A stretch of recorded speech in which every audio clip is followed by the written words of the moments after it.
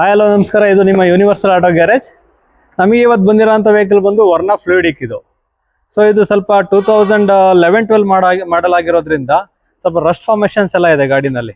So Rust formation ಅಂತ ಹೇಳಿದ್ರೆ ನಿಮ್ಗೆ ಕಂಪ್ಲೀಟು ಇದು ಒಂಥರ ಈ ಜನಗಳಿಗೇನು ಕ್ಯಾನ್ಸರ್ ಬರುತ್ತೆ ಆ ರೀತಿ ಇದು ಕೂಡ ಗಾಡಿಗಳಿಗೆ. ಸೊ ಇದು ಕಂಪ್ಲೀಟ್ ತುಕ್ಕಿಡಿತು ಅಂತ ಹೇಳಿದ್ರೆ ಕಂಪ್ಲೀಟ್ ಶೀಟ್ ಮೆಟಲ್ ಏನಿರುತ್ತೆ ಅದೆಲ್ಲ ಸ್ಟ್ರೆಂತ್ ಎಲ್ಲ ಹೋಗುತ್ತೆ.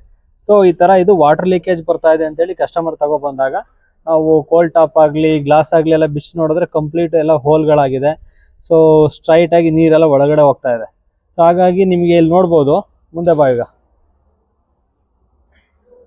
ಕಂಪ್ಲೀಟ್ ನಿಮಗೆ ಇದೆಲ್ಲ ಏನಿದೆ ಫ್ಲೋರು ಅಥವಾ ಏನು ಫೈರ್ ವಾಲ್ ಏನಿದೆ ಇದನ್ನೆಲ್ಲ ಕಟ್ ಮಾಡಿ ಬೇರೆ ಶೀಟ್ ಮೆಟಲ್ನ ಫ್ಯಾಬ್ರಿಕೇಶನ್ ಮಾಡಿಕೊಂಡು ಇದನ್ನು ನಾವು ರೆಡಿ ಮಾಡಬೇಕಾಗತ್ತೆ.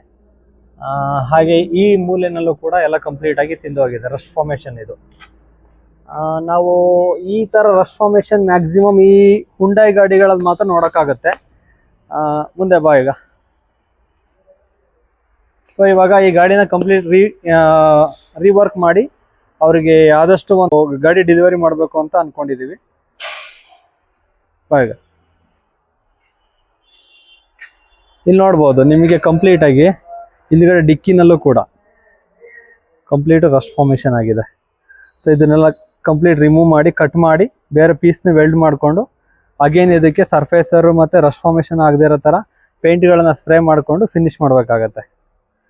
ಸೊ ಈ ಕೆಲಸನ ನಮಗೆ ಕಂಪ್ಲೀಟಾಗಿ ರೀವರ್ಕ್ ಮಾಡೋದಕ್ಕೆ ಒಂದು 10 to 15 ಡೇಸ್ ಬೇಕು. ಹಾಗಾಗಿ ಕಸ್ಟಮರ್ ಹತ್ರ ಒಂದು 10 to 15 ಡೇಸ್ ಟೈಮ್ ತಗೊಂಡಿರೋದ್ರಿಂದ ಆದಷ್ಟು ಬೇಗ ಕಂಪ್ಲೀಟ್ ಮಾಡಿ ಹ್ಯಾಂಡ್ ಓವರ್ ಮಾಡೋ ಅಂತ ಪ್ಲಾನಿಂಗ್ ಇಟ್ಕೊಂಡಿದ್ದೀವಿ. ಈ ವಿಡಿಯೋ ನೋಡ್ತಾ ಇರೋ ಅಂತ ಎಲ್ರಿಗೂ ಕೂಡ ಥ್ಯಾಂಕ್ ಯು ಸೋ ಮಚ್.